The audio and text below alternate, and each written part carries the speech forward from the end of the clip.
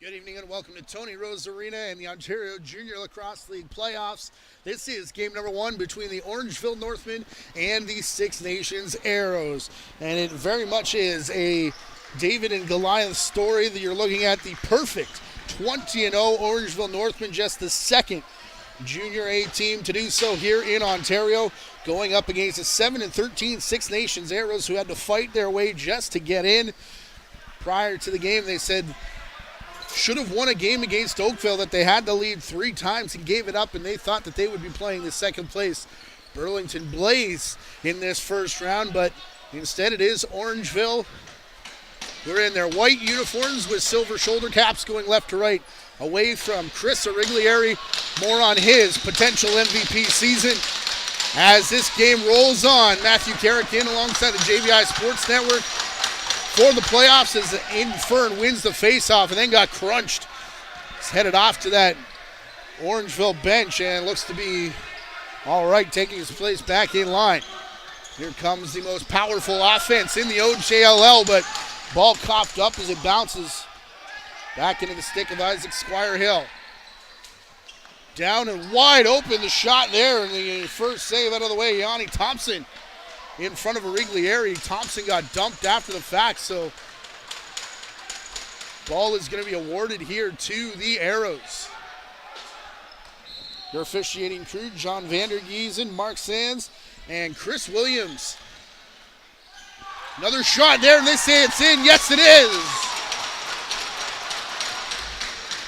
Six Nations are going to draw first blood off the minor interference call that gave them the ball back. And a quick play right to the crease. The Arrows lead 1-0. Dalen John Hill, the second leading scorer of this Arrows squad. Gonna have to rely on him quite a bit as no Thunderhill in the lineup tonight. He leading the Arrows. This is a very young Arrows team as well. The second of what I was told by Alex Martin, a potential 4 to 5 year plan for this young team. An outside shot here from Joey Spallina's gobbled up by Ethan Robertson, who has seen a ton of rubber. 60 saves 3 times, 60 or more in a game. The Arrows are 3-0 when he gets to that mark. 4-3 when he makes 50 or more, which he's done 7 times. Ball back up top. Here's Tyler Davis. He'll put it down in the corner. And looking down low was Brendan Anderson, and that not able to beat Origlieri. On the run is Nate Ruff. He'll leave it back behind to Jaden Shapara. Shapara, the captain, long shot. Robertson's got his second save of the night out of the way. Spinning off a check back the other way is Kaz Nozelsky. And Nozelsky will bring it back up top. He'll lead for Davin Bomberry. High draft pick from the 2022 entry draft, and trying to finesse it in on goal was Mitchell Van Every, who got dumped down to the corner. All of this on Orangeville's clock now is, well, I thought it was, but Chico Williams didn't say that there was a reset back there. And Cameron Pack, the trade deadline acquisition. Not the biggest trade, perhaps, that was made by Orangeville, but the one that was latest in. Crease violation called here against Trey Deer.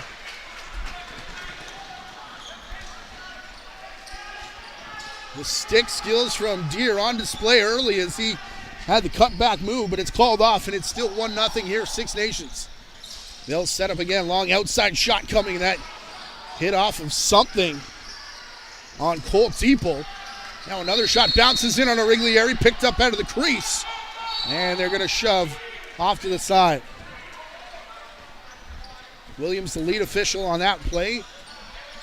He's been back for a couple of weeks here in Ontario after 7 years off the floor. Good to see Chico back out there. I'll discuss amongst yourselves, but my opinion is it's good to see him back out there. As Robertson's got another save already.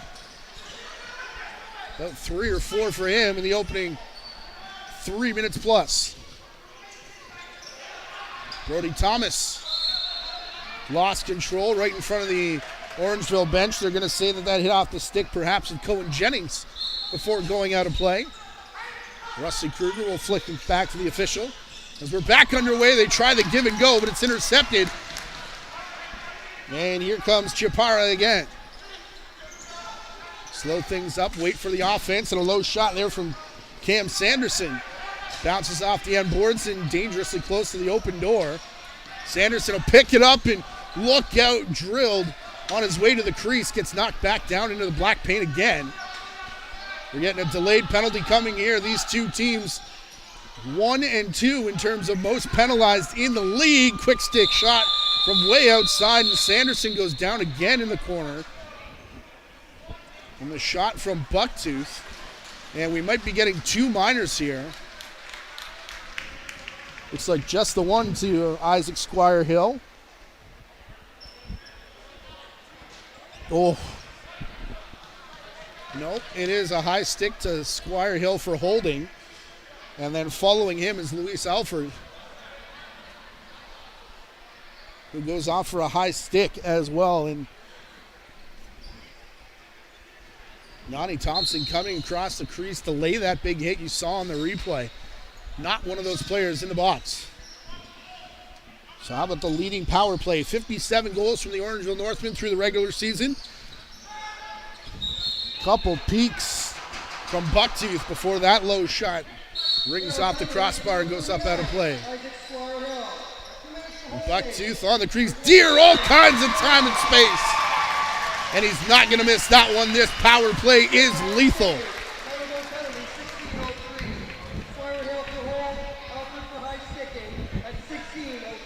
Watch the ball movement if you can as it comes off the corner behind the back and back across the crease. The beneficiary is Trey Deer on the power play. As we are tied 1-1 through the opening 4 minutes and 19 seconds here in game number 1. Also worth pointing out that Toronto Beaches are in Oakville tonight. Beach is already up 1-0 on the Buzz in game number 1 of that series. Burlington Blaze all over the St. Catharines Athletics in game number 1 of their series last night. 16-4 your final there. As this power play will go back to work again. Minute 20 left. Bucktooth will give to Liam Matthews. Bucktooth headed to the crease. And his shot bounces off Roberts, then the glass. Williams has it back. Deer to the far side. Colton Marquis behind the back. Here's Liam Matthews, and his shot wide of everything and all the way down towards Origlieri.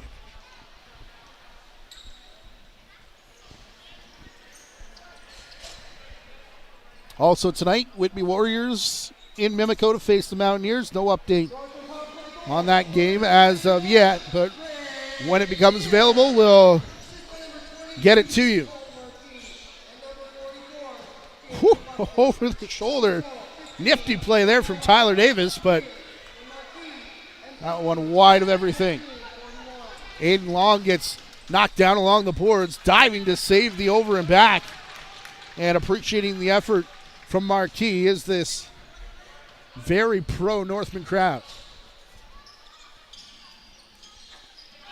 Six Nations side is not full. There are people over there, definitely a lot of them standing behind the net as well, watching this shot from Trey Deer go off the pads of Robertson. That shiny bronze orange bucket of Robertson, and trying to go behind the back here on the run was Brody Thomas and hit a defender. He'll gobble it back up though, and 10 on the shot clock. Power play will expire.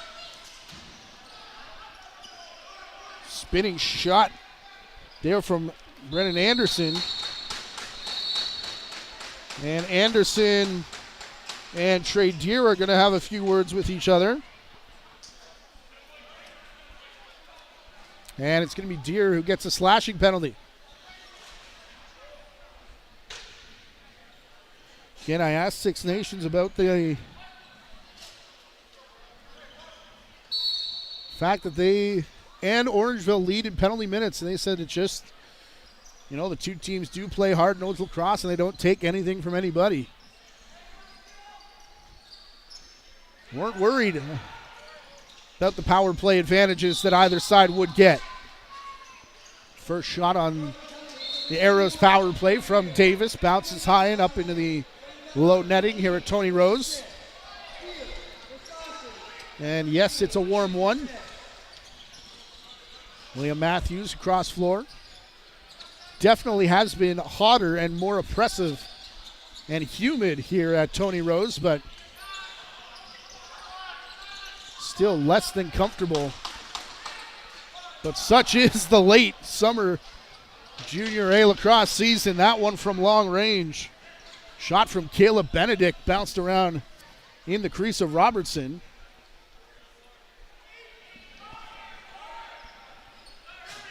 And the Arrows will bring it back. Stu Montour says they got to hurry. Halfway through their shot clock and their power play. Davis will take top spot now. Here comes the shot. It's into a body off the stick of Mitchell Van Every and picked up and ran out over center.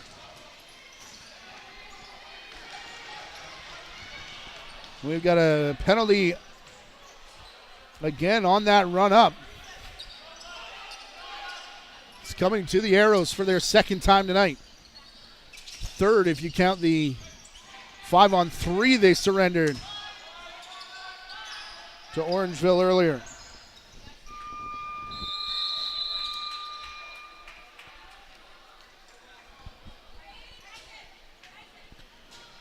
So already the third power play. Thought Cam Sanderson was headed in that direction, but it'll be too many men call. Cash Dockstader heading over to serve.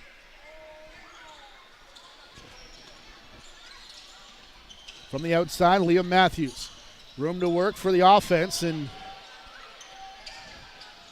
Bucktooth will pop out as Marquis lost his man. Down to Matthews on the crease. And he was forced a long way around after taking that shot, and Robertson kept it in his pads. Here's Blaze Becker. This is now a Orangeville power play, their third of the game. And they'll be on it for 1:20 as you can see the Arrows in no sense of urgency to get it anywhere close to the Orangeville territory here. Pass behind the net, trying the summer-style dive as Brendan Anderson had a cutter on his way to the cage. That could have been the better option, but crease rule here in Ontario Junior Lacrosse is the cylinder rule, and feet have to stay outside throughout the entire time that shot is coming through. Ball checked away from Alfred now and picked up from Deere, sent to the far side. 40 seconds left here in the Orangeville power play. They'll get it up to Bucktooth. Now in the corner, Marquis. Couple fakes here from Marquis. Bucktooth, his shot wide of the net and goes for an over and back violation.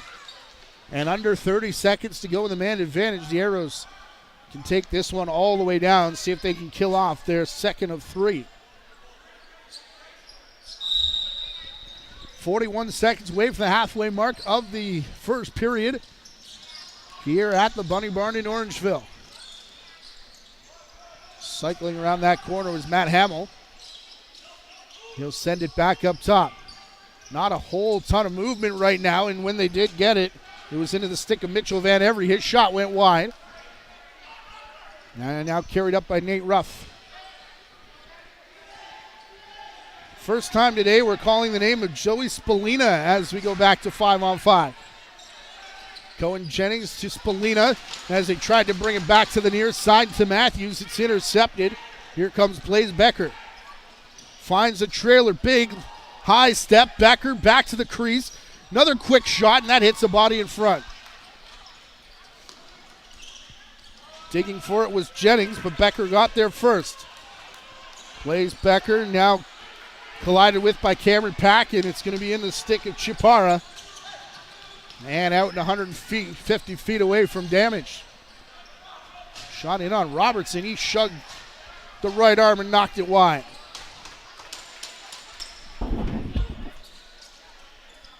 Wondered if we were going to have dueling social media team scraps here in this one, as all hands on deck for Garrett Eddy in Orangeville.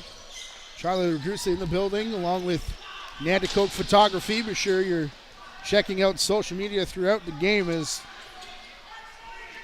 the OJLL media team continues to prove why they're some of the best.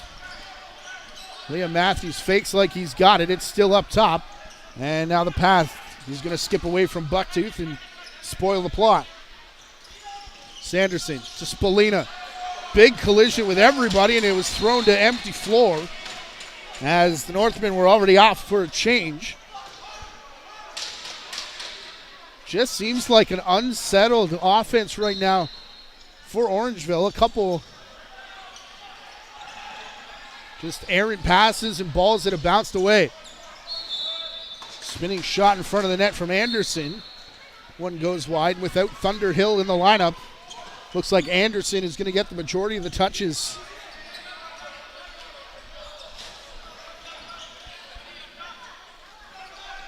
Eight minutes and 20 seconds to go, as you see on your screen in the first period. Shot clock down to 10 for Liam Matthews and Orangeville. They'll put it behind the net. Cutter in front, over the shoulder. No one was really sure where it was except for Cohen Jennings. His shot ended up wide. Trey Deer, big moving screen right in front of the Arrows bench. Deer has already got the attention of the Arrows in this game.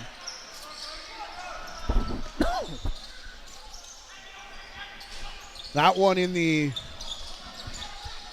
early stage of the series is going to make his mark. Easy shot there from Ross Hill, handled by Riglieri. Orangeville taking their time getting across center. They only got 8 seconds to do so, and they get it within the allotted time. Going back to Trey Deer. Too many men on Orangeville. Remember back to last year against Whitby when everything broke loose between the Warriors and the Northmen out at Iroquois Sports Park. Trey Deer was right in the middle of that. Actually had the first scrap, and I don't remember who it was against in the Ontario semifinals last year, and what a series that was. You can go back and watch them here on the Ontario Junior Lacrosse League YouTube channel, which, by the way, has a couple more games upcoming.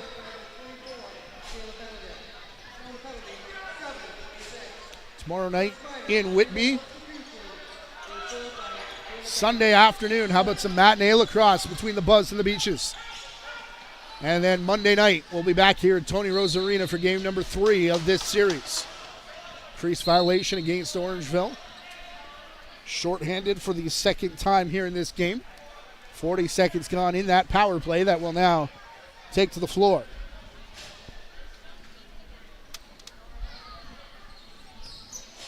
Set up here with Davis. Anderson will look him off. Davis now going in, a double screen set. Here comes the shot, and it's pulled out by Nate Ruff, and here come the Northmen again. Right at the 1 minute mark of the power play.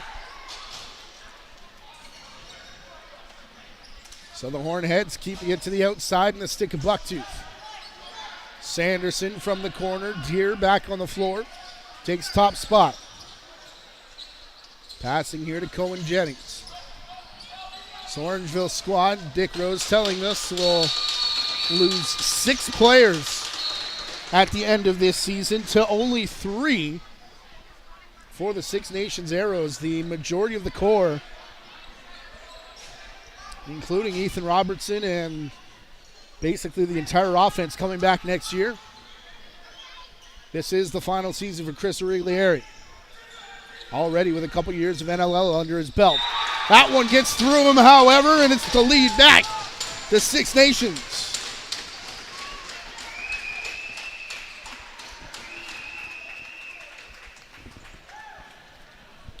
Brendan Anderson's been warming up this shot all game and finally gets it dialed in, and perhaps a bit of commentator's curse as he drops it down to 3/4 and rifles through the house to make it 2-1 for the Six Nations Arrows with 5:35 to go here in the first period.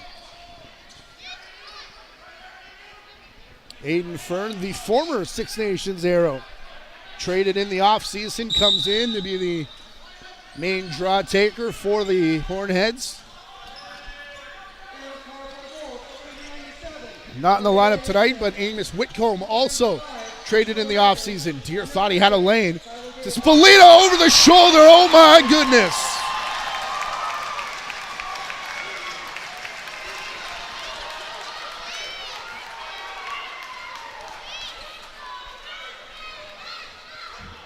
Enjoy this, whether you're from Orangeville or Syracuse.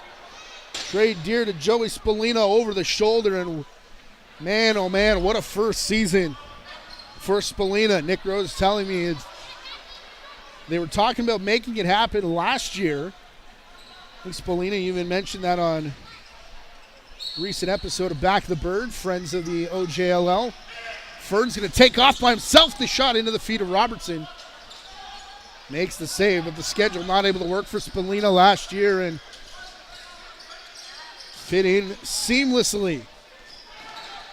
Spolina saying his goal is to play in the NLL, and how best to figure out how to do that and get eyes on you than here in the Ontario Junior Lacrosse League.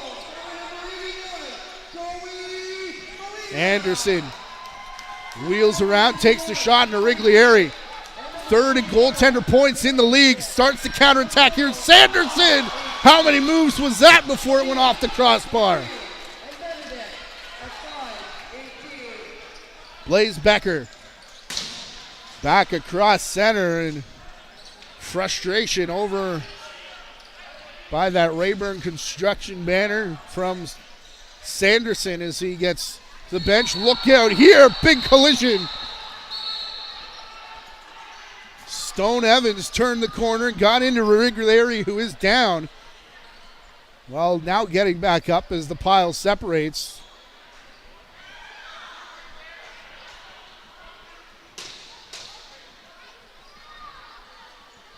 And Origlieri jogging towards the bench. His shoe has come off, that's why.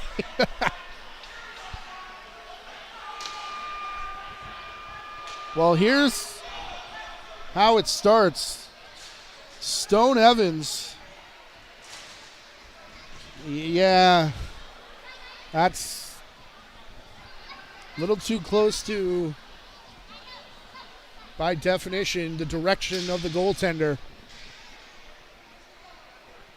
And the defender was well clear of the situation by that time.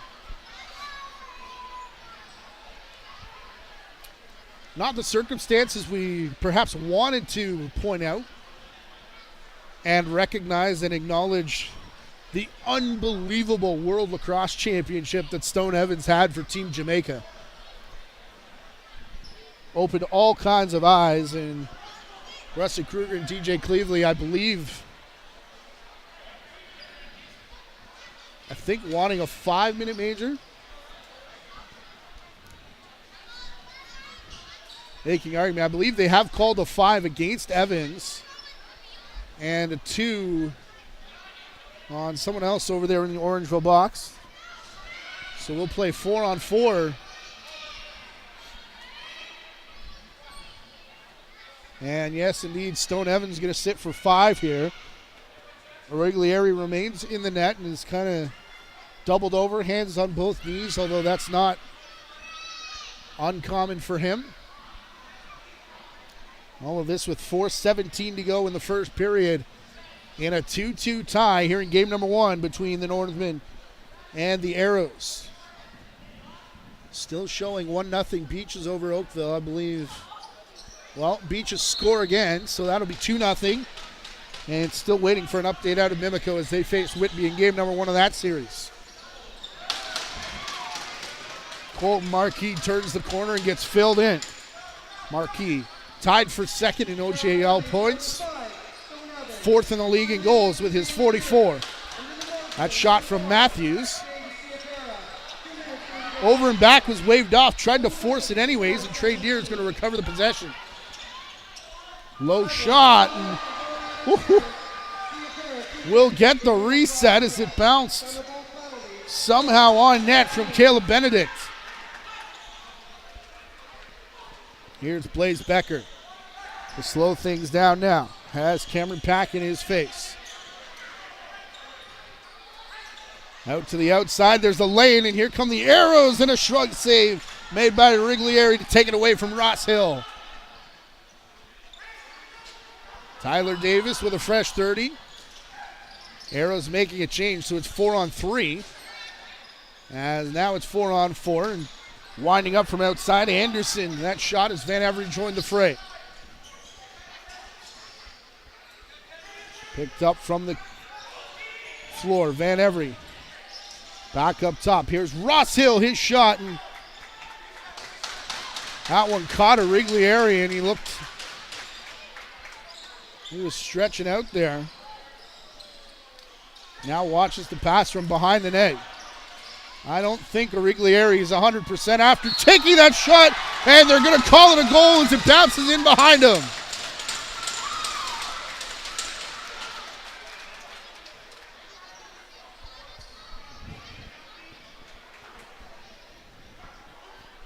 Third time tonight, the Arrows take the lead on the outside shot. Watch it bounce, and official is right there, says it goes over the line to make it 3-2. And I believe Brendan Anderson has his second of the game. Power play marker, and now scoring 4-on-4. Which is where we'll be for the next 19 seconds.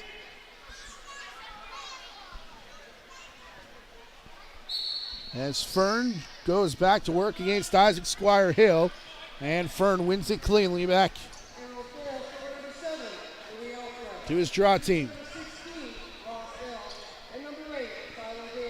Jameson Bucktooth to Matthews now as it turns into a power play for the Northmen. Already 1 for 3 on the evening. This will be a major penalty as well with 3 minutes to go in it. As Benedict brings it down, one hands it to Spolita from long range. I thought that might have hit the glove of Robertson, but official says not in time.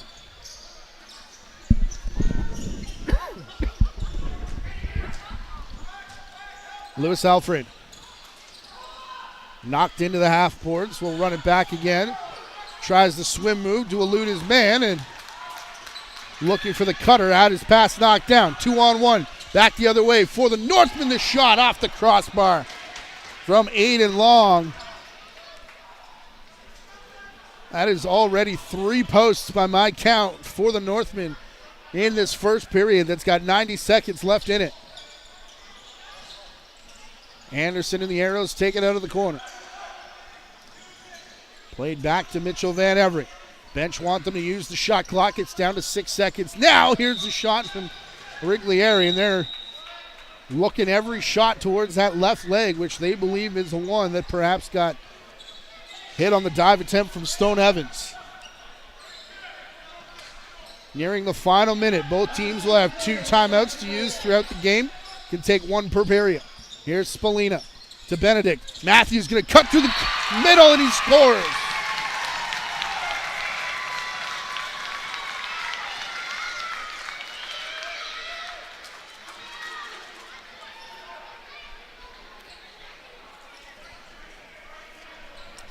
How many power play opportunities do you want to give up before it becomes a problem against the Orangeville Northmen?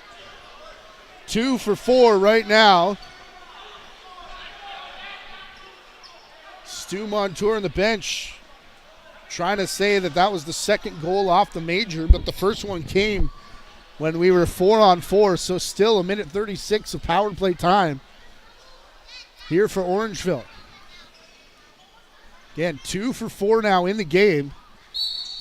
Trying to make it 3 for 4. And perhaps their first lead of this matchup before we head to the locker rooms. Colton Marquis Looked off Deer initially, but then goes and converts the quick stick.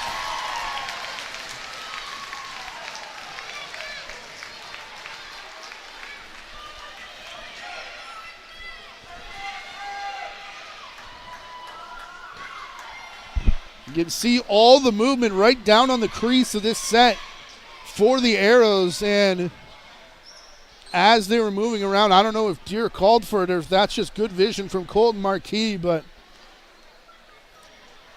regardless, it ends up in the back of the net, and it's 4-3 now. Orangeville with their first lead. That will do it for the major power play, so we should be back to 5-on-5, which we are. Stone Evans having to serve his entire 5-minute penalty, however. Fern gets run over on that faceoff. Switching to the Woody was Isaac Squire Hill on the run.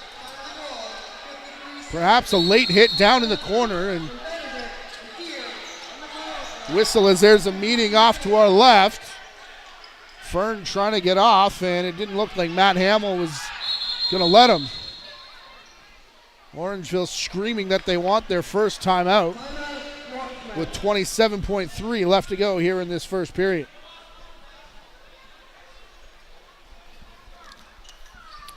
Game 2 of this series will be Saturday, a 7 p.m. start out at the ILA. If you're looking to follow along with this series, and then Game 3 scheduled right back here, Tony Rose Arena. The two teams, as well as our crew, will be in-house. Thanks, Kumar, with the call of game number 3 coming up at 8 p.m. on Monday night. You can also tune in with us tomorrow night at 8 from Iroquois Sports Park in Whitby. Game number 2 between between Mimico and Whitby. And how about a Sunday afternoon matinee at Toronto Beaches and the Oakville Buzz? I believe that'll be game number 3 of that series as well. 2 p.m. the start time. A doubleheader at the track if you want to check out some Senior B action if you're going to be in-house. We will not have the broadcast, but setting up to be a good weekend. Coming off the World Championships, everyone in playoffs. Junior B Northmen, I believe, still alive in the playoffs as they have moved on to the conference finals. A sweep of last year's Ontario champs, the Laura Mohawks. Of course, their Junior C program, the defending Meredith Cup champions. Play is on, and Origlieri out of the net as the Northmen try and go up by 2 here in the final minute of the first period. Up top is Cohen Jennings, presumably out there to throw the screen. Here's the pass behind the net to Deer, who wheels over top of 3 different screens, and then a long shot, and look out here is big chop on Jennings. Trey Deer going to go over and say hello to, trying to catch the number, that might be Luis Alfred, but looks like cooler heads for now will prevail. 4-3 is your score after the first period. This is the Ontario Junior Lacrosse League playoffs from the Tony Rose Arena in Orangeville. We'll be back in about 9.5 minutes for the second period.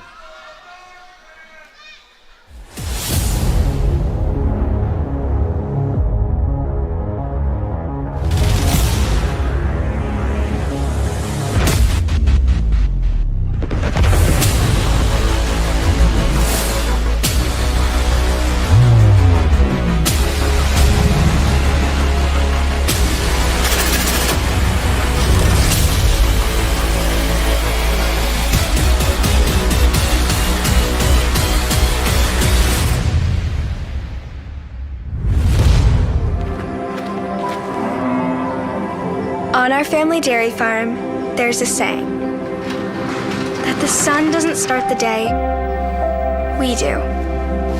It's our daily reminder to be our best, make our best, and that our dairy farm doesn't just take care of our family, it's part of something bigger. That's dairy done right. Gatorade, with electrolytes to help replenish what's lost in sweat. carbs to help fuel your working muscles, and fluids to help you hydrate.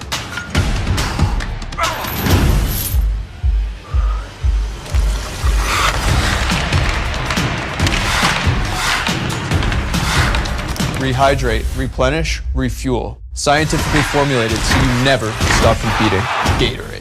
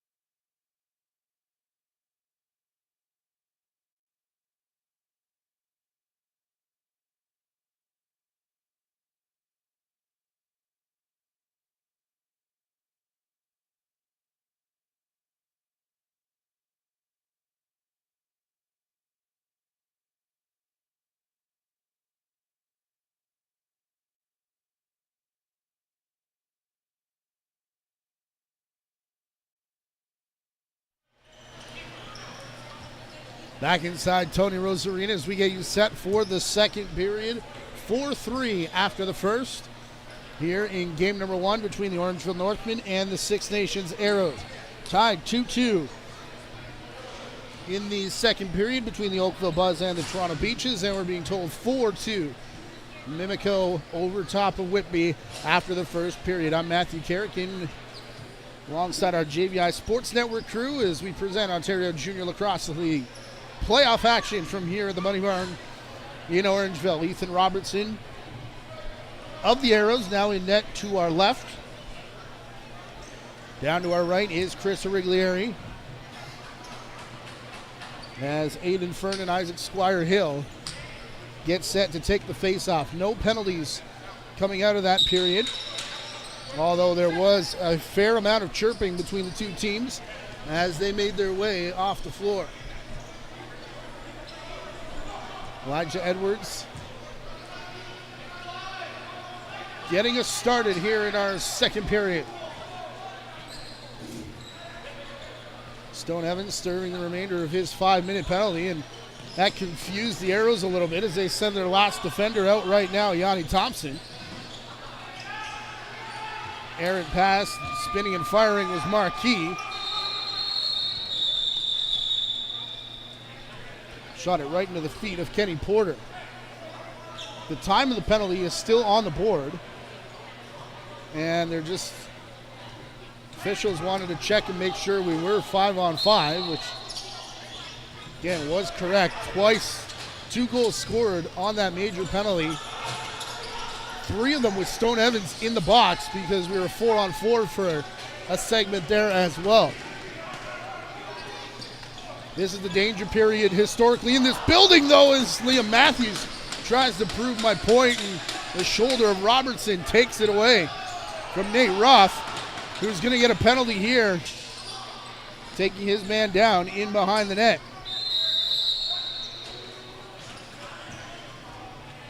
An illegal cross check against Thompson. That will release Stone Evans out of the penalty box.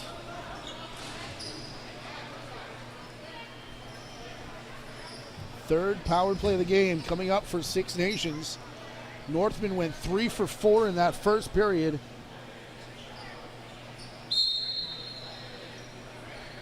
And scored 4-on-4 as well. A 4-on-4 goal and a power play goal for Brendan Anderson. Jalen John Hill had the other one for the Arrows. Here's Anderson from up top. That shot high off the end glass. The bounce here to Tyler Davis. Headed down towards the crease. Anderson. Davis is going to fake the pass, takes the shot, and Origlieri off to his right to make the save, and falls back in the butterfly. If I did that, it would be a lot longer before I popped up than it was for Origlieri right there. Jaden Chaparra flips it to Jennings. Now Trey Adair down the boards through Benedict into the stick of Marquis. Sidearm shot on the run, skips into the big stick of Robertson, and he'll start it back for the Arrows.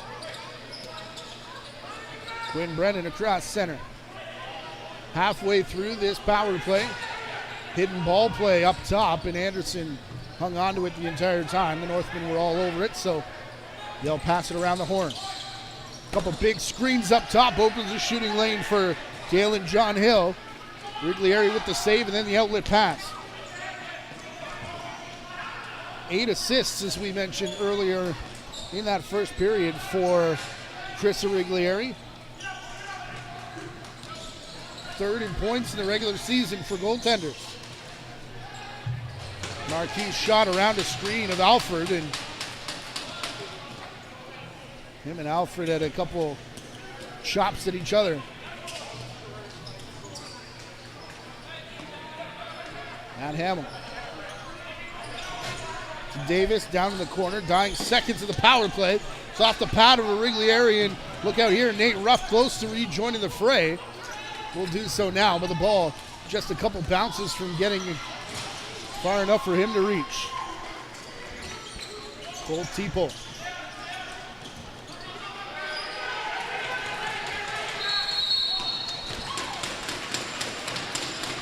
Six Nations bench reminding the officials of the 8-second call. Causing the turnover here. Slamming on the brakes was Brody Thomas as he came across center. And now pass to the far side, Ross Hill. Working it around to Anderson. He gets past the pick. Now a bounce shot ends up high and picked out of midair, and the restart by Cole Teeple. A little too quick for the liking of the Arrows bench, but Joey Spallina, we'll see if he likes it or not. Cutting off that bench was Trey Deer, and that's the play here in this period. Usually it comes to life in transition, and seen enough games in this building to possibly predict probably a 3-goal run in quick succession coming up in this period, as that's normally the case here in the Bunny Barn. Bouncing ball in front of the crease, nicely picked up here by Mitchell Van Every. Eludes his man late, the shot clock, and taking it anyways was Anderson. Officials are going to allow him to get away with it, and Phil Sanderson doesn't think he should have.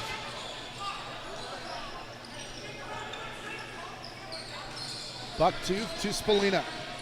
Big tie up in front with Marquis and Alfred. Spallina will put it in the stick of Trey Deer, who comes all the way across, back from Marquis. Takes the shot, Spallina opening the lane. Marquis again taking it off the boards, and a third one from the side of the crease. Sticks get up between Thompson and I believe Cohen Jennings, and Trey Deer had something to say to Thompson, but all the while the ball is taken back down floor here by the Arrows. We played 5 minutes of this period. Still waiting for our first goal. Will it come here? No. As Matt Hamill's pushed out of the way. Then Origlieri makes the save.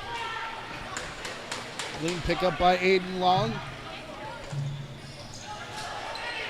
He'll stop up, and now Long sends it down to the crease.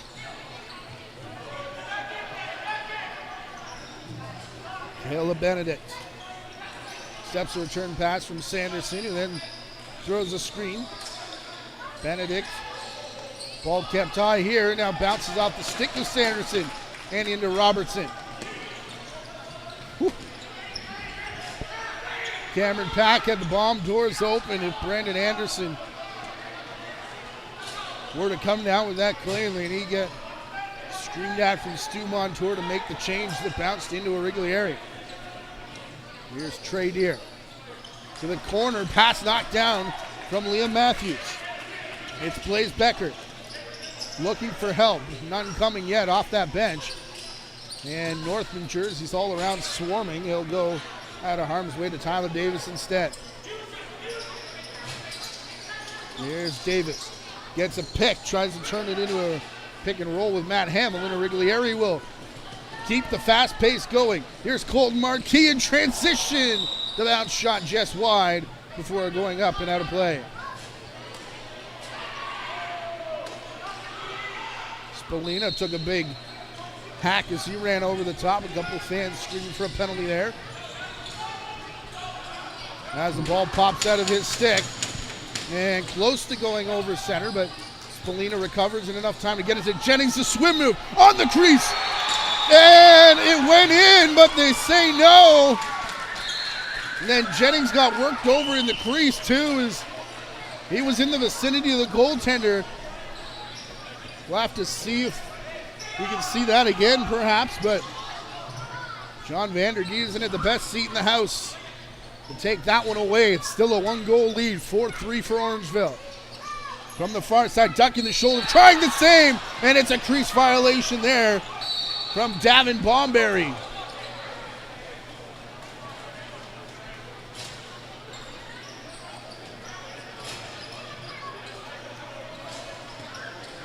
We still wait for our opening goal of this period. Not going to come here as it's loose in the feet of Robertson. Kaz Nizelski Cross center will slow things down as it bounces wide into the corner from Chaparra. Noah Millsap sets the screen for Spallina. His shot, it bounces back from Millsap. And we got a t-shirt toss, mid-game t-shirt toss happening here at Tony Rose Arena, if you can believe it. Millsap trying to get off, and all over him was Isaac Squire-Hill. They're screaming from both benches now as Liam Matthews has the ball taken away. Spallina got too much of Ross Hill on the crease.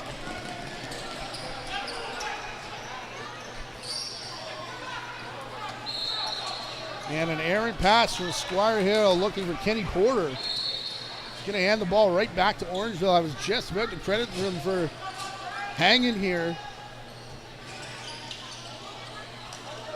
As this ball will go to Bucktooth, who shot over top of everybody. Goes off of Robertson and up out of play.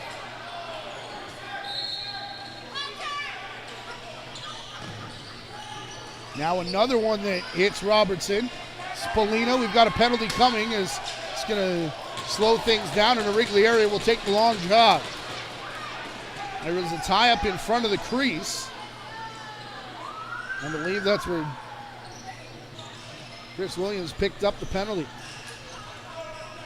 Benedict behind the back to go back behind the net. Quick stick, and Bucktooth just missed.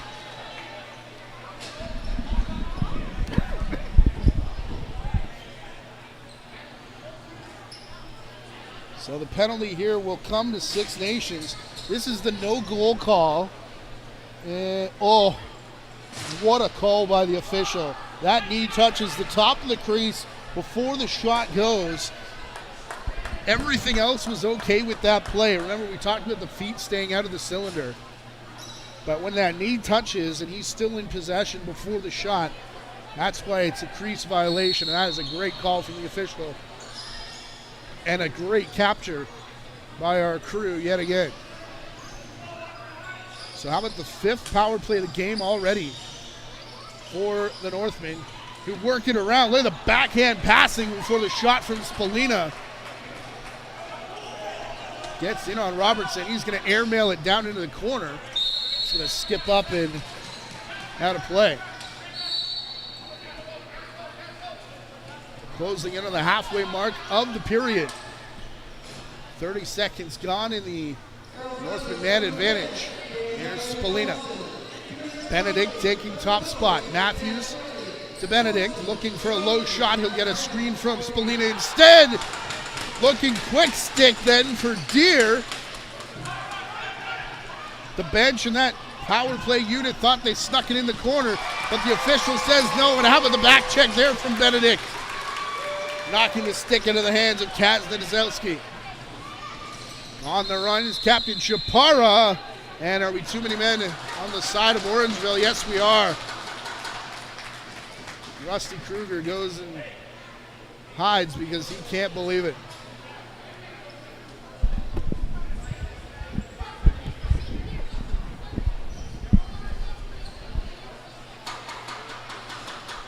I want to thank everyone for tuning in. You can subscribe to the channel, turn your notifications on as we continue our coverage throughout this playoffs. And I want to give a special shout out to two viewers. That is my son Andrew, my daughter Ariel watching.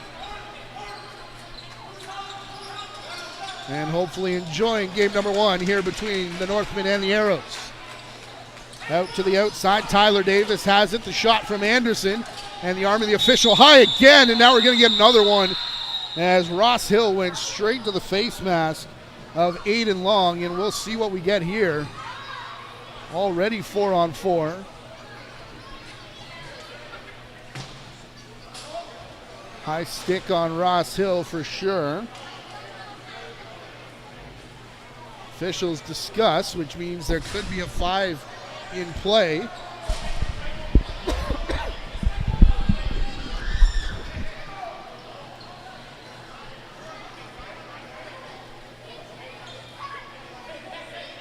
Stone Evans got the first one. And it looks like we're going to go minors both ways, and again, Phil Sanderson not liking that call. Well, Beaches are on a roll at the Toronto Rock Athletic Center. They're up 5-2 on the Oakville Buzz.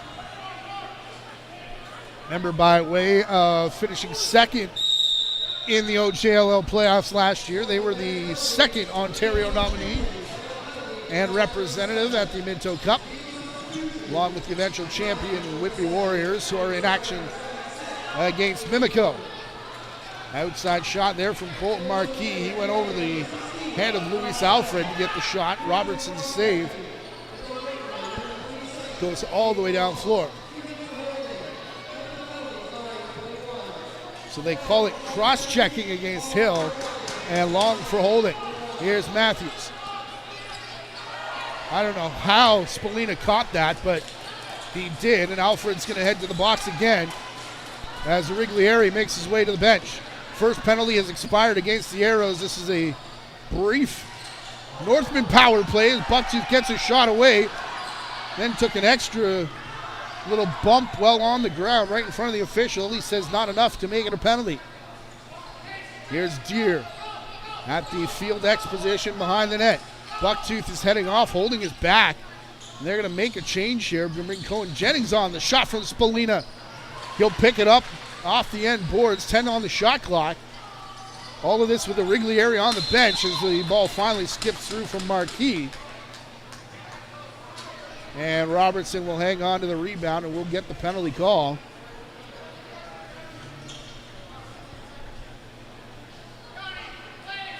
.42 seconds left in the original offsets. It'll be a high stick here against Alfred. 26 seconds to go in the first Northman penalty. So we are 3-on-3. No, we are 4-on-3 in favor of the Northmen as one of those clock penalties on the clock, I guess, doesn't count.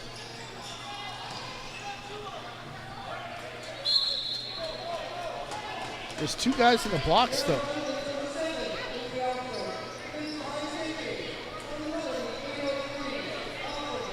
Officials say they've got it sorted, so we'll believe them. 4-on-3 in favor of the Northmen here. Arrows will keep it outside. Penalty box door opens and first Northman player is released, and it's a 3-on-1 down to the corner. And no surprise here as the Northmen come away with that with the ball. Just too many numbers. Great defensive slide there by Kaznazowski to pick up Cole Marquis coming over top of the screen. Otherwise, that was a wide open shot. Marquis back to Matthews. Behind the back, Benedict does the same to find Spallina. Still no shot though. As they work to Matthews, the low shot finally comes, but Robertson there to make the save. Under 7 to play here in the second period of what has been a scoreless 13 minutes so far. The penalty minutes continue to pile up for both of these teams. Again, the two most penalized teams in all of the Ontario Junior Lacrosse League. Pack will take his man to the outside, dives. Oh, and they say no. Are we going to get a wipe down in front of a Riglieri? Looks like that's going to be the call. As it'll be one of the minor players from Orangeville. Here come the Towel Brigade. Gives us a chance to look at this crease dive here. I believe it's Davin Bomberry who breaks free from his man. Yeah, and again, his body touches down before that ball crosses the line. That would be called back even in the NLL. So no goal here, no goal in the NLL. Mind you that game number 2 of this series comes on Saturday night. It's a 7 p.m. start at the ILA.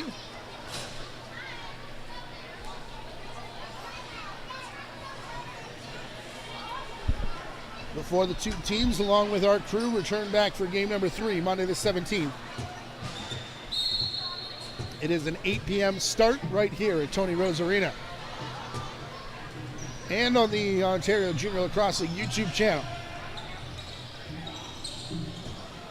Matthews. Ball skips away from him, still loose in front of the Orangeville bench. Bucktooth back out on the floor. Good to see him there and picking up the ball. Bucktooth gets it back. Cross for Benedict. Onto the crease. Deer! The shot bounced away. And look out, Alfred right out of the penalty box, and he's all alone. Are you kidding me?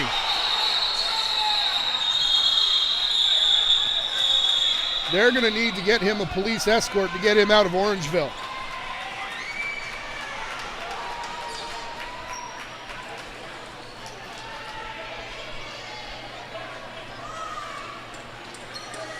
Yeah, there's no help on that one. And I don't even know how anyone's going to argue it.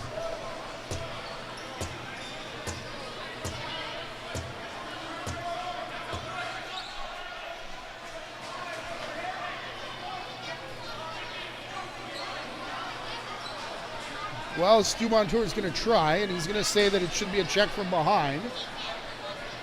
As the minor players come out, and they'll wipe down the crease again. He's slowing down, and there's... Stu Montour's got to protect his guy. I get it. He's still arguing that there should be 4 for a check from behind, but at the junior level, that is not enough.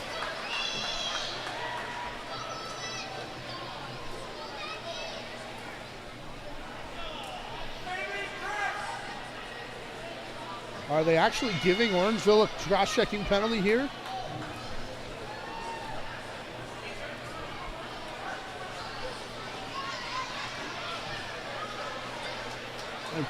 They are putting a guy in the box. Rusty Kruger.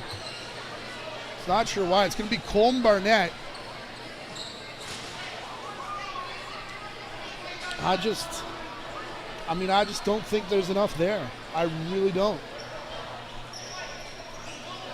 And again, the second time here.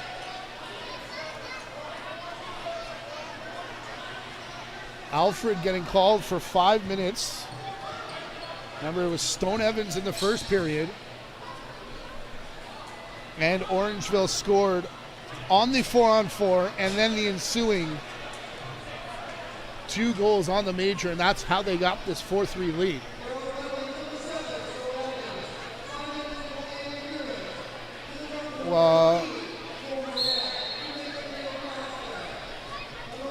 They announced Stone Evans, but it's Luis Alfred who's in the box.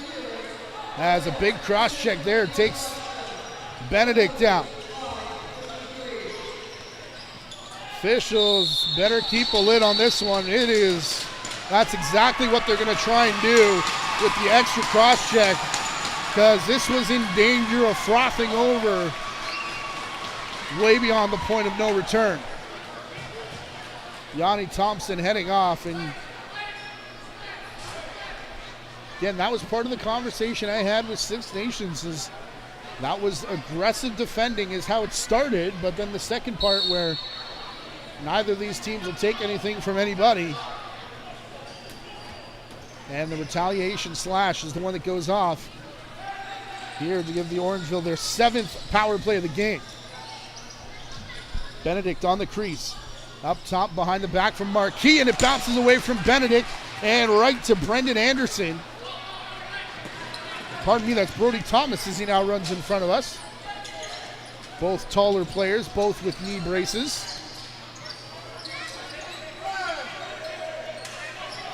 And Thomas is still going to have it with a nice spin move. Unable to shed Noah Millsap, however. All of this ticking time down away from the 5-on-3.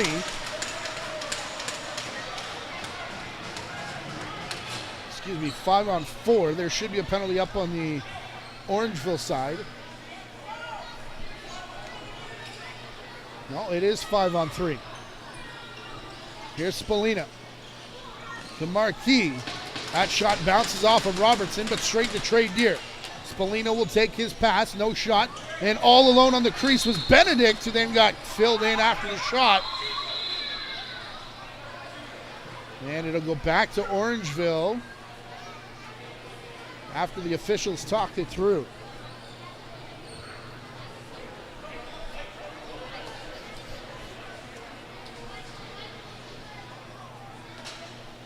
I believe we should be 4-on-3 here.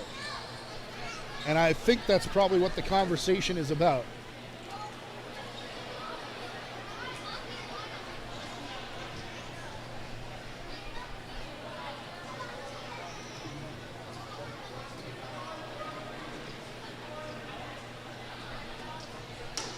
And if we're not, then we should be 5-on-4, because that would mean that they did something to take off the coincidental penalties to Alfred's 5. John Vandergiesen trying to explain it. I believe he's saying when the 46 seconds expires, the Orangeville player will be allowed to come out, and it'll be a major penalty. Power play. Well, it should be 30 seconds. That would be simple math that I've never even implied that I was good at.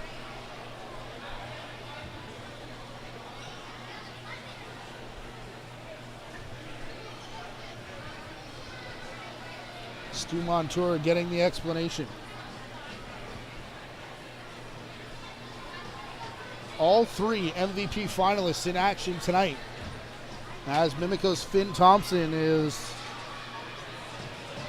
well, we were told 4-2 at the break, now showing 5-0 for Mimico. I'm fairly certain that is also incorrect in game number 1 of their series. Game 2 goes tomorrow in Whitby. Our crew will be there for an 8 o'clock start. Going live here on the Ontario Junior Lacrosse League YouTube channel, where we'll also be on Sunday at 2 p.m. afternoon game. Oakville Buzz and Toronto Beaches is Will Firth, the other MVP nominee, along with Chris Origlieri, who has had an absolutely incredible season.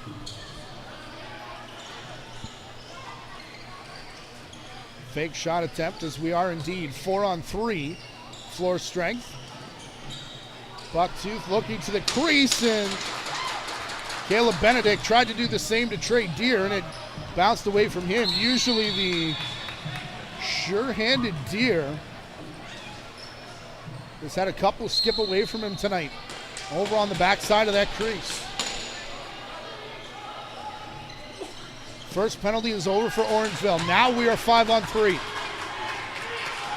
Deer picks up the ball. The Arrows fans want it to be a crease call. Bucktooth will find Matthews off the bench. No looks it across. Here to Benedict. Marquis reaches into the crease, which you cannot do to take that ball out, and it'll be a crease violation.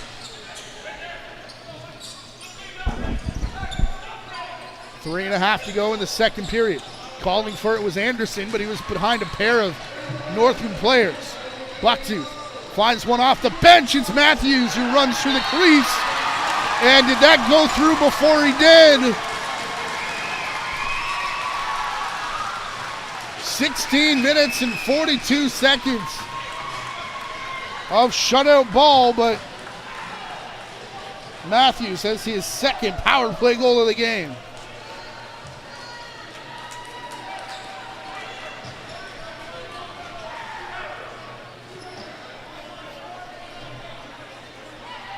That'll be the first one off the major with 2:25 left, so still a power play here for Orangeville.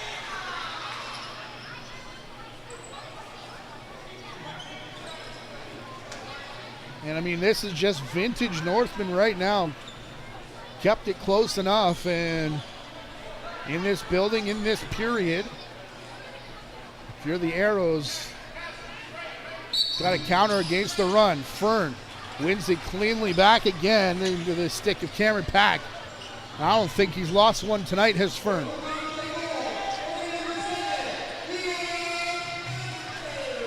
Here's Matthews as he's getting announced as the goal scorer. No shot for him to do it again. Bucktooth fakes the pass. Benedict scores!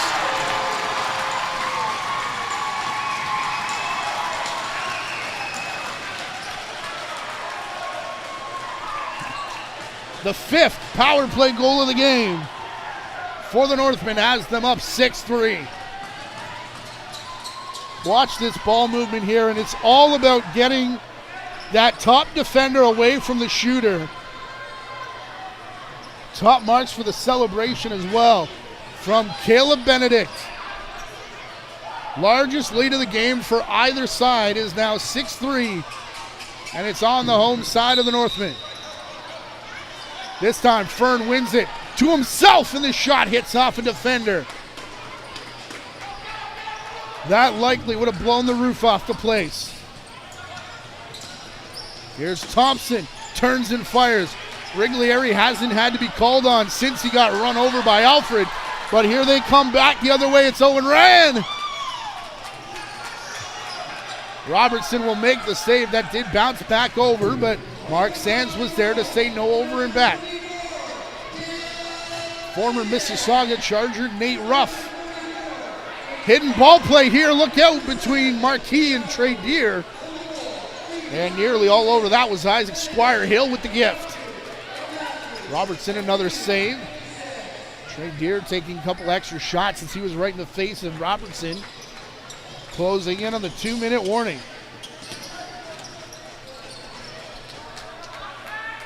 We are 5-on-5 as we hit 2 minutes to go here in the second period. Anderson stops up, shoots. Didn't get past the stick of Marquis. 4 on the shot clock as Bucktooth picks it up. Saw a big hit coming, so passed it away, and off the end boards the shot from the Arrows. That'll be a change of possession. The Northmen will have it, and Bucktooth on a bounce will find Trey Deer. Rusty Kruger took a timeout in that first period. Stu Montour has both in hand, should he require one here in the second. Spallina to Benedict. Going through Cohen Jennings to find Trey Deer, whose shot bounces wide of everything and out back and over center. 1:15 will stop the clock. Time remaining here in the second period.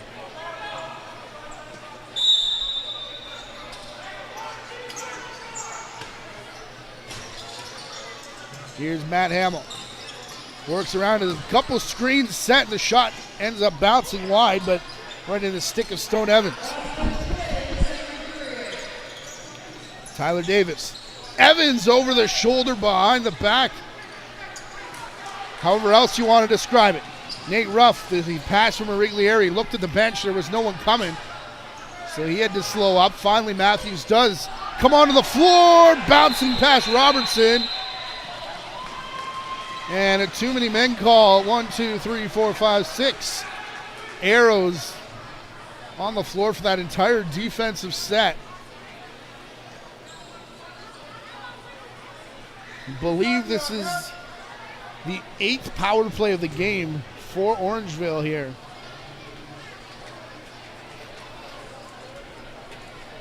Six Nations have had their penalties as well. They've only given up 3 power plays, however.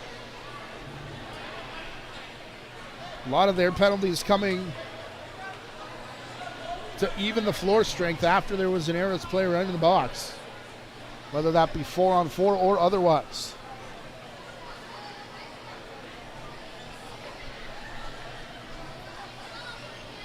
So you see on screen 41.4.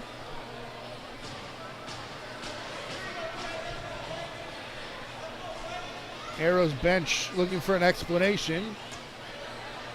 Stu Montour already has the chalkboard out. Not sure if that was being used there by Delby Palace as a bit of a timeout, but again, the Arrows do have both of theirs intact as we head down the stretch.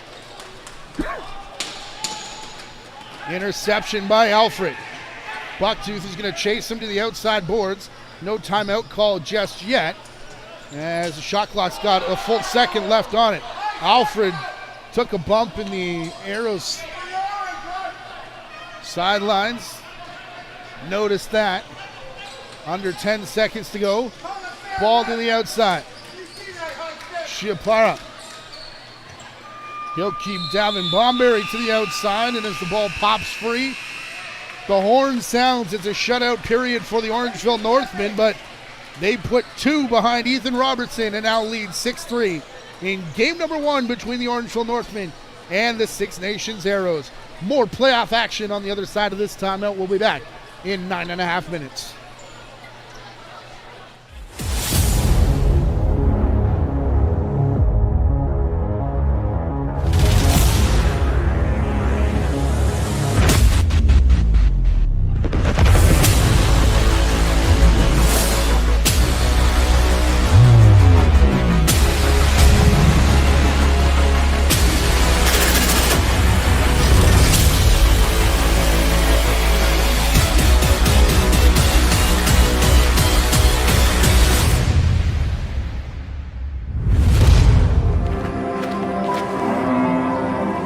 On our family dairy farm, there's a saying that the sun doesn't start the day, we do.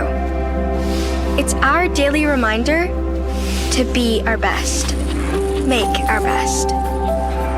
And that our dairy farm doesn't just take care of our family, it's part of something bigger. That's dairy done right. Gatorade, with electrolytes to help replenish what's lost in sweat, carbs to help fuel your working muscles, and fluids to help you hydrate.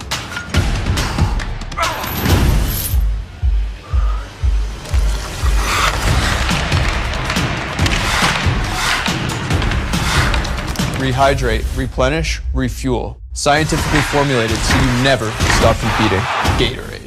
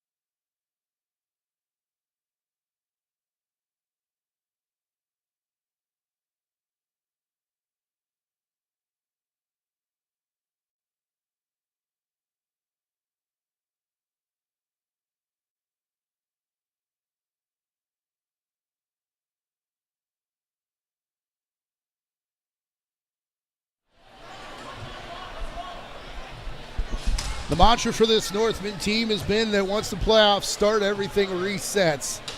They believe their record is 0-0 and 20 minutes away perhaps from making it 1-0 again, or 21-0 on the season, as they're still perfect, but only 3 goals behind are the Six Nations Arrows. Change up the drama in here, as Isaac Squirehill looked like he was all set and ready to go. Now Yanni Thompson comes in to face Aiden Fern. Ethan Robertson down in the net to our right now. For the Arrows, it's still a Wrigley area, and why wouldn't it be down to our left? If that changed, it would be a story, trust me. Tyler Davis heads back to the penalty box, serving the remainder of his 5-minute major.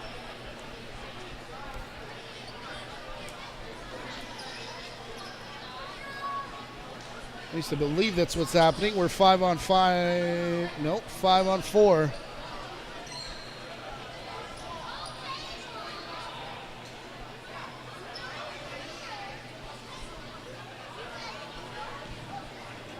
Delby Powless laughs at the explanation, as does Stu Montour, so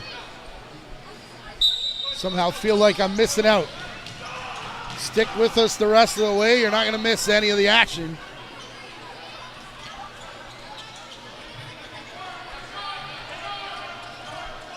As we take you all the way down to the wire, take you all the way down to the Ontario Championship here on the Ontario Junior Lacrosse League YouTube channel.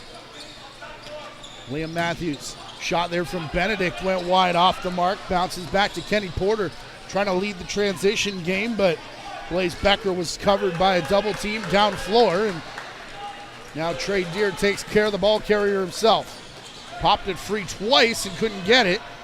Trying to do it a third time now, and will get help from Aiden Long. Eventually they say the ball was touched there by the hand of one of those 2 Northmen players. So a change coming in here with Ross Hill taking the ball down in the corner. Dropping the shoulder was Anderson. And Brendan Anderson collides with another double team. Chiapara trying to break through. And it forced Anderson's shot wide perhaps. Bounced right into the stick of Owen Rand. Penalty expires for the Arrows, and we're back to 5-on-5. And gentlemen, why don't we try and keep it that way for this third period? Again, the 2 most penalized teams in the league. 8 power plays for Orangeville, 3 for Six Nations so far through 2 periods and a minute and a half. Long shot from Benedict goes in on Robertson. Trying to dig for it. Here's Marquis, slid through the crease. As he did so, looked like one official was pointing one way and the other was pointing the other. And now they both signal for a wipe down, and here come representatives of the Orangeville Minor Lacrosse Association.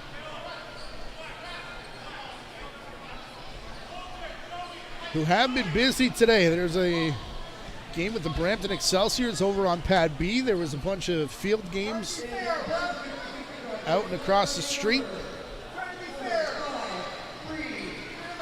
Another look at this play here. Marquis comes from a long way away.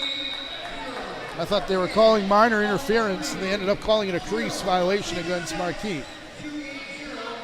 And then as they came out of it, I guess they discussed and give the ball back to the Northmen on the interference call, because this is Trey Deer giving to Spalina. Spalina's long shot. Robertson will make the save. It bounces back there for Benedict, who got filled into the boards. Outside for Marquis. His big sidestep put him into Quinn Brennan, and then Matthews on the crease of Robertson forced him into a shoulder save. Alfred in there at the end of the play to throw the body on Trey Deer. He's up the floor. Matthews trying to steal away from Thompson, and then Matthews got blown up.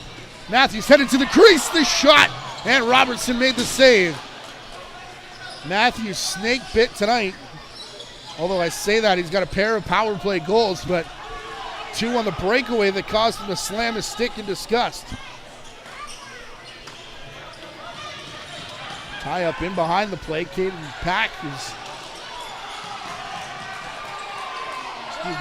Pack slow getting up. Has made his way now to the bench as Origlieri takes a very cool half step to his left just to make that save. 2 steady goaltenders in this game. Again, we told you 7 times this season Ethan Robertson has been forced to make 50 or more saves. He got into the 60-plus region 3 times. Of those games, the Arrows are 3-0 when he's made more than 60 saves. In front, Marquis' shot bounces wide. Spallina got filled in as that shot was being released. Rebound back towards him. Cam Sanderson lost it out the back door, and Spallina there to bring it back across for Jennings. Jennings to Bucktooth. His shot off the defender. It goes up and out of play. We get a wrestling match up top.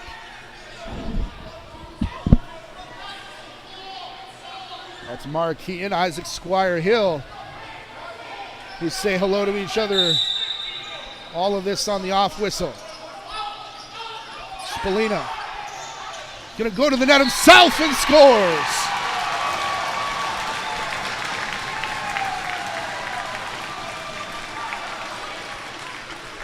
Talked about it in the first period, wanted to come here to get NLL eyes on him. I think it's safe to say he's figured out this box game pretty well, don't you think? Perfect cut to the net. And the shot in the goal, and the 4-goal Orangeville lead.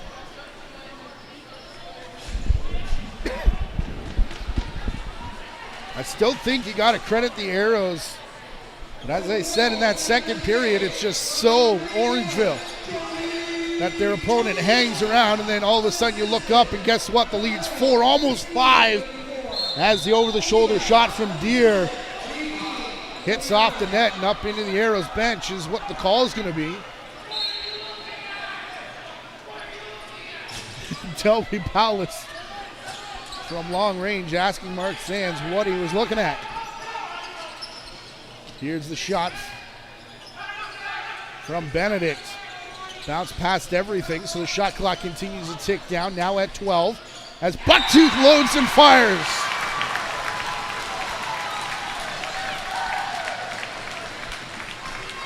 His first of the game, and then to finish that thought, all of a sudden the Northmen put a couple together, and they're up by 5.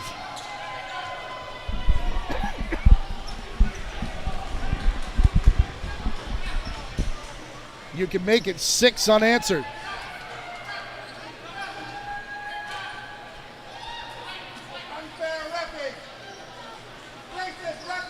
Delby Powless,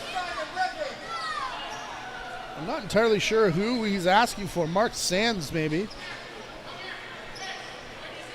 And Sands, he's not going to oblige the conversation that Delby Powless wants to have about that shot hitting the crossbar in behind Robertson. You got bodies all over the place right underneath of that Northman logo.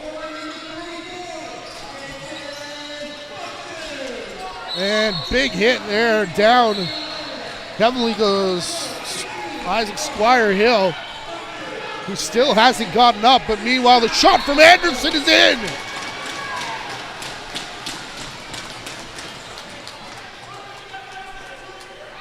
Anderson just now getting to the bench. Orangeville saying there were too many men on the floor.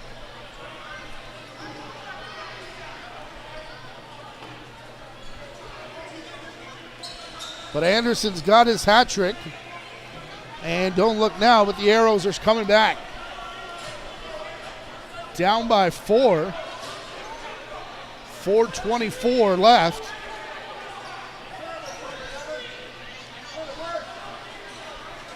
And now DJ Cleveley and Rusty Kruger have their chance at getting into the ears of the officials. Off the face-off, down goes Benedict, and up goes the arm of the ref.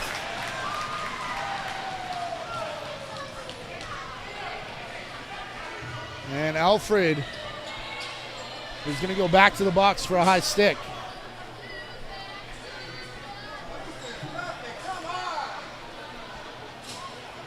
Ninth power play of the game coming to Orangeville. They are 5 for 8 coming into this one. They also lead on the scoreboard 8-4. And this lethal power play going to set up again. Again, 57 power play goals, by far the best in the OJLL this season. Here's Deer to Bucktooth. Fake the pass up top to Marquis. Puts it down to the corner, Spallina. Only one who hasn't touched it yet is Benedict, who goes on the crease. Shot off the end board. Spallina has to turn and fire quickly. And shot clock are over and back. Take your pick of the violation. That will hand possession back to Six Nations.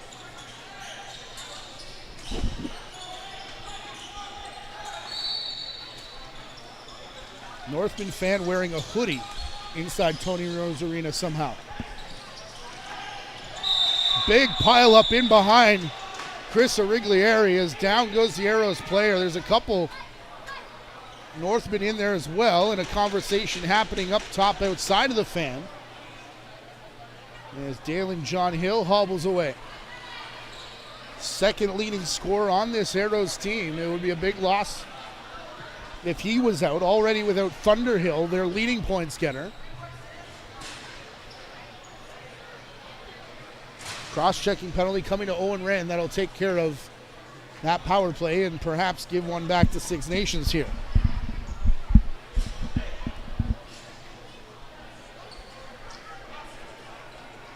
(7-5) is the score at the Toronto Rock Athletic Center. Toronto Beaches on top of the Oakville Buzz, and now showing 9-3 Mimico on top of the Whitby Warriors. Through the crease. Shot there in a tie-up, and Ross Hill got a piece of Chaparro, who's slow to get up again. Northman captain now over on the bench as Liam Matthews gets run over on the near boards. Disappears underneath the low glass here on the spectator side of Tony Rhodes. Shot from Trey Deer. A bit of a change up down into the feet of Robertson, but saw that all the way and made the save.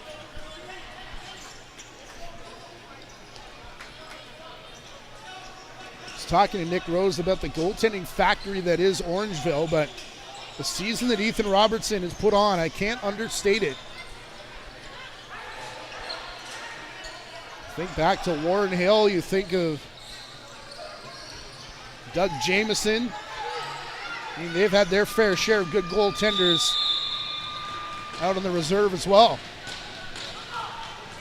And perhaps Robertson is another one of them. He'll be back for another season. This just his second year of junior for Robertson, so he'll be part of that long-term plan that Cody Jameson and Stu Montour have for this Arrows squad. And again, as we said, Origlieri will age out, but Zach Richards actually had a better goals against average than Origlieri this year. Robertson there to make the save, and look out, going for the interception with Benedict, and then it hops away from Brody Thomas. Otherwise, he was home free in front of Origlieri. This is now an Arrows power play, although abbreviated, 20 seconds in it. Just their fourth of the game. By our count, which is by no means official, and the goal! Trey Deer gave a shoulder there to one of the Arrows players who's got something to say.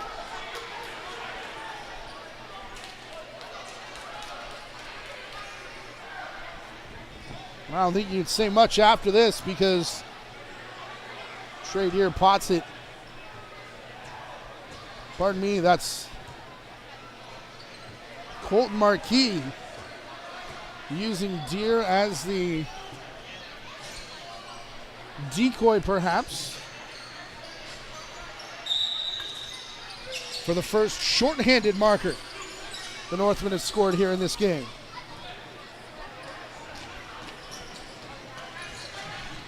7 of 9 goals scored by special teams here for the Northmen tonight. 1 of the 4 for the Arrows coming on the power play. So they are 3 for 2, 5-on-5. Jameson Bucktooth didn't get the shot away. He'll circle around, tries again. Nearly tucked that one inside the post. And I tell you, if that one snuck in, I'd be looking for it on Garrett Eddy's highlights tomorrow. Benedict finds Bucktooth circling the crease and he'll score.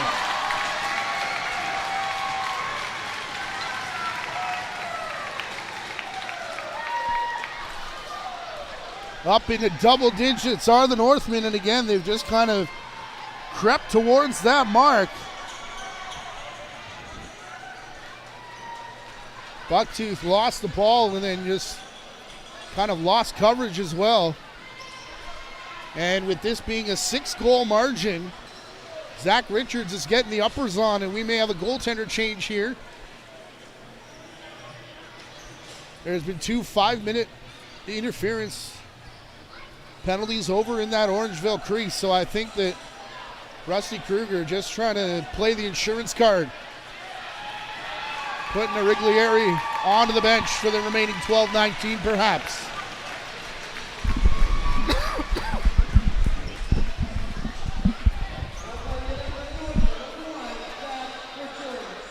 Zach Richards in 187 minutes played this season, a .513 goals against average, including his first career start in Junior A and win in their final game of the season. On the run, the shot there, transition from Colm Barnett. Hits off the crossbar and goes all the way back down. Look out. Bounces around Richards in his first touch. I mean, he warmed up, 2 hours ago? Coming in clean in a playoff game. Now he's got to deal with an Anderson spin shot. That bounces up and out of play.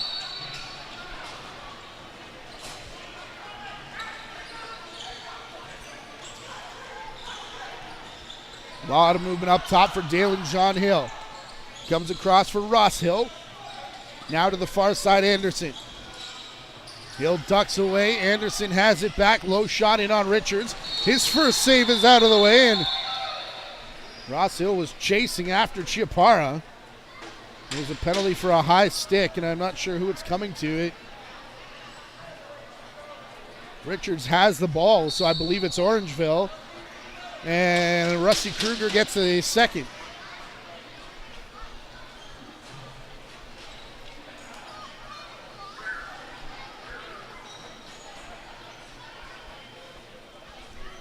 Two and two.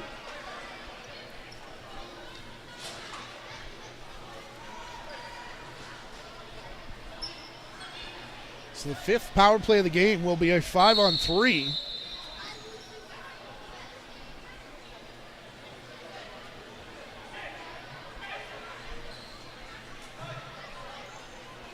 Stu Montour directing traffic. He wants a bit of a tighter horn here. And they'll go inverted triangle for the power play set. That leaves one man on the crease, and it's a lot of work for Chiapara to do. Richards goes right to left to take Anderson's crease shot away. They go back there, and this time he wanted the quick stick to come from Mitchell Van Every, and it ended up wide. Van Every from the outside gets back to the crease and scores, and only so many bodies to try and take care of that power play set from that Northman trio. And credit the Arrows, though. This ball was flying all over the set.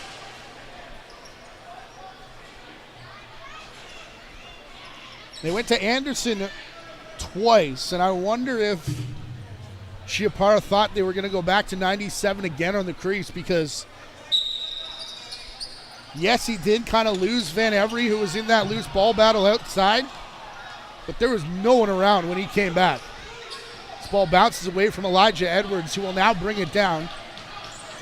Admittedly, we didn't have his number on our sheet earlier on in the game, so apologize. This He's going to beat a triple team and go in on net. Ball still bouncing around, finally picked up by Kenny Porter, but boy, oh boy, that would have brought them to life again here in the Bunny Barn. 10-5 is your score. Nearing the halfway mark of this third period.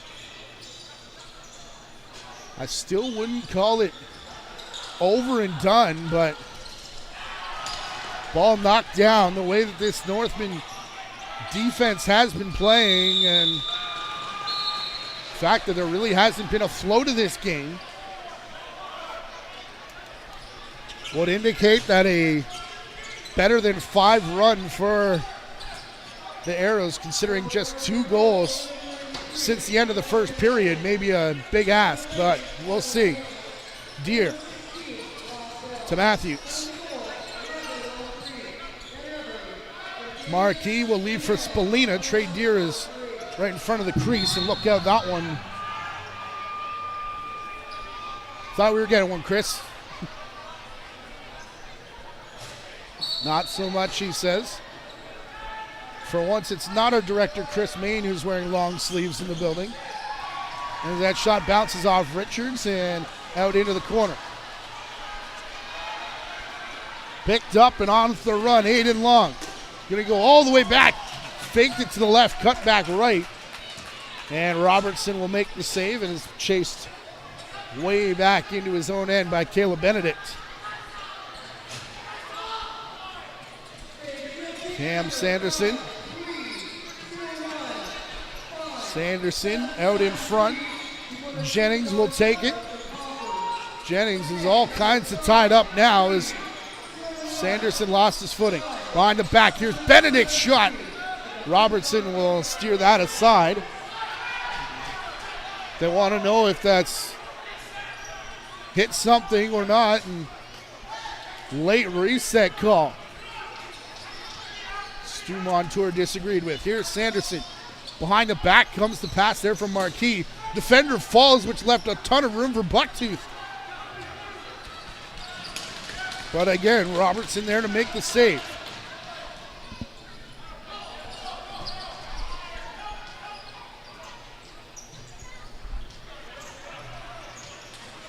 Out to the outside. Lowering the shoulder, in is Marquis. Beats the double team, turns and jump shot. Goes wide of everything. Matthews will now give it to, pardon me, that was Benedict that rifled it off the helmet of Isaac Squire Hill, who stood there as if nothing had happened. Then he stares down Marquis and goes right back after him with a cross check. Marquis to the side for Benedict. Matthews over the top of the set. And he's going to use Cohen Jennings as a screen to complete the hat trick.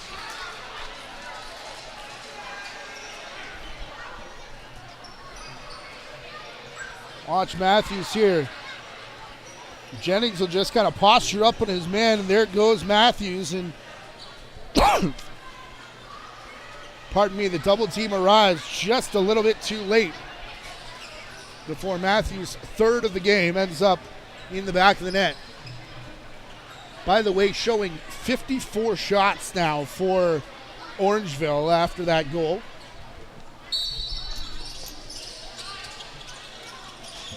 Actually, that was quite some time ago as well, so I wouldn't be surprised if Robertson is up near that 50 save mark. Here in this one again. Jalen John Hill. Over and back as it gets away from Tyler Davis. Now a 6-goal lead for the Orangeville Northmen. We're trying to do damage here in this first round.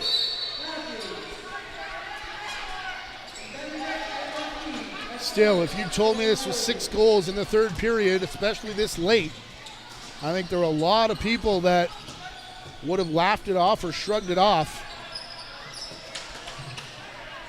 Considering this is the 1 versus 8, but we remind you it was a sweep last year, the 8 seed Burlington sending Mimico packing. This is just not a league that has very many predetermined outcomes. Arrows will keep pressuring. And remember, the ILA is a different place to play, which is where they'll be when the series shifts to Six Nations on Saturday. Again, it's a 7 p.m. start. Got to be there to see it because our crew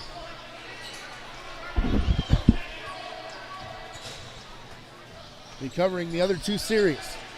Again, tomorrow night in Whitby, an 8 p.m. start. And an afternoon in Oakville, 2 p.m. start time there. As there's a stare down again on the other side of the floor, and a bit of a drive-by by Hadwa Smith.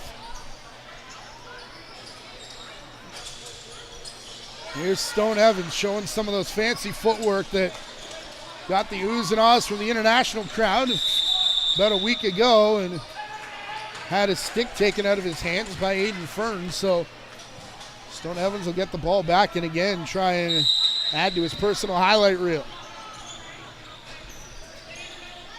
Under 6 to play here in the third. Ball to the outside. Double team on, and big fake and goal there from Matt Hamill.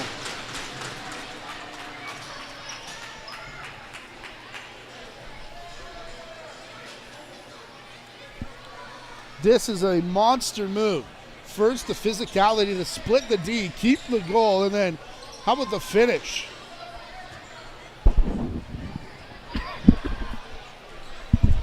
Richards in only, I believe it's only his second year of junior, maybe third. But last year was the junior B call-up, the first full season of A. Nick Gross tells me he's got a few left before he goes, and I wouldn't be surprised to see him as the heir apparent once Chris Siriglieri overages at the end of this season. But, of course, still a training camp and a whole lot more to decide before then. But, ho-hum, there's another good young Orangeville goaltender. Ball bounces off the backboards. Brought down here by Elijah Edwards. He's going to take it in, and he kind of smiled at me and sort of winked, Nick Rose did, when I asked him how it continues to happen, and he just said it's an Orangeville secret, but then said, you know, he was coached by Brandon Miller and then was on the same team as Dylan Ward was coming up as a rookie. They kind of coached each other, and he sort of mentored Rylan Hartley, who was on the same team as Origlieri, and now we see Zach Richards, and also a good young goaltender in Junior B, whose name at the moment escapes me. So the factory continues to pump him out here in Orangeville. Here's Stone Evans.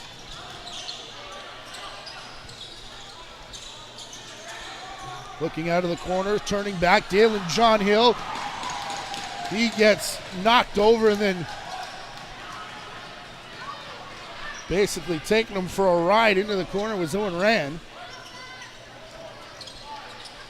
Ball stalled right at center now in the stick of Cole Teeple. We'll give back to Bucktooth. Jennings closing in on 4 minutes left to go in a 5-goal Northmen lead. Here's Marquis, turns and fires. Robertson the save.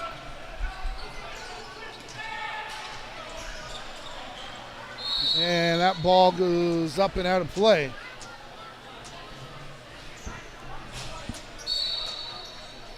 "67 shots off 11 goals. So guess what? Robertson up over 50 again tonight.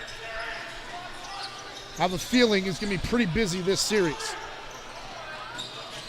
Marquis is being hounded in front of the net. Meanwhile, the ball in front of the Arrows bench. Spallina going to shoot from long range, and finally the whistle blows, and Marquis says, enough of this, I need a swap. Jennings. Over to Spallina. Taking Marquis' spot was Benedict. No looks at Deere, tried the quick stick. Had to take a bit of a half second there to bring it down cleanly, but with a fresh 30 seconds, they'll work it around the horn and spread the floor a little bit. In full stall mode are the Orangeville Northmen, trying to run this one out with minimal damage down the stretch. Spallina turns and fires, and that's right off the leg, it looked like, of Isaac Squire-Hill. We had gloves down there for a second. I think Yanni Thompson wanted to go with somebody, but couldn't find a dance partner. Trey Deer will throw it back across the floor, and Chipara will pick it up. Matthews, Spallina, Marquis back out there, Bucktooth. Cohen Jennings to be the last one to join them with 2:20 to go in the third. Here's Spallina, Bucktooth. 5 of the shot clock. They'll dump it down in the corner and go get the defensive unit out there. Kaz Nozowski gave someone a tap, and Liam Matthews didn't like it, as they have words. Stone Evans to the crease. That time he turned away from the goaltender, but Nate Ruff going to make sure that it was on purpose as those two shove off to our left.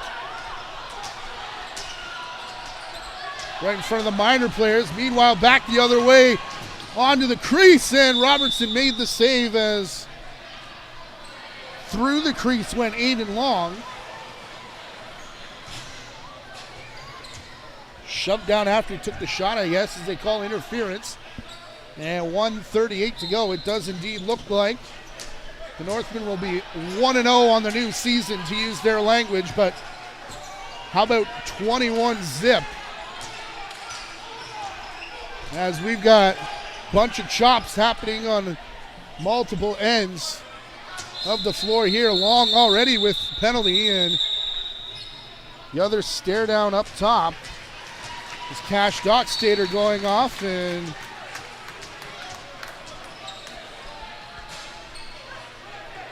this is kind of what I meant when I said get out of here without any other damage. Colton Marquis having words with Brendan Anderson. Yeah, and I think full wide's probably a pretty good idea there, Gary Morrison. Thank you. Well, game 2 at the ILA. It could be fun on Saturday. It is a 7 p.m. start time. You got to be there to see it. We'll have game number 3 from here at the Tony Rhodes Arena Monday. That's an 8 p.m. start. Anx Kumar will take you through that one. They're showing 11-6. Looks like that's a final now from Mimico as the Mountaineers take game number 1. Game 2 comes tomorrow. An 8 p.m. start time at Iroquois Sports Park. It'll be streamed right here on this channel. And 8-6 is the final. Toronto Beaches on top of the Oakville Buzz in that one. Game number 2. Actually, we'll have game number 3, on Sunday afternoon. It's a 2 p.m. start time. Be sure you're subscribed with your notifications turned on to this channel so you won't miss a thing. One more power play for good measure for the Northmen tonight. It will make it even 10. As Six Nations took 2 penalties to the Northmen's 1, and they've got no inclinations of taking this anywhere near the cage. To Orangeville.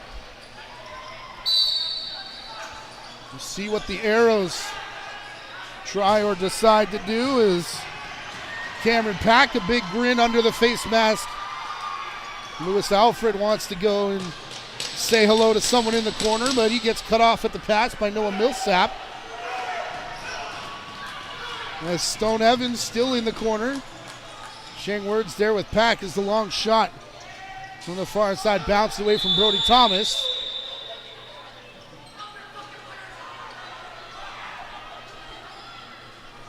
And they get split up by the officials, and that 10th power play lasted 59 seconds.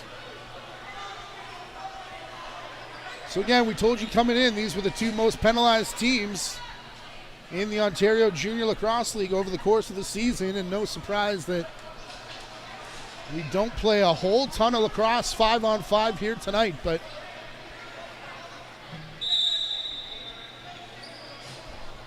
seven of 11 goals scored on special teams for the Orangeville Northmen. As it looks like they're going to take an 11-6 victory into game number 2. And they have rattled off 21 straight here on this Junior A season.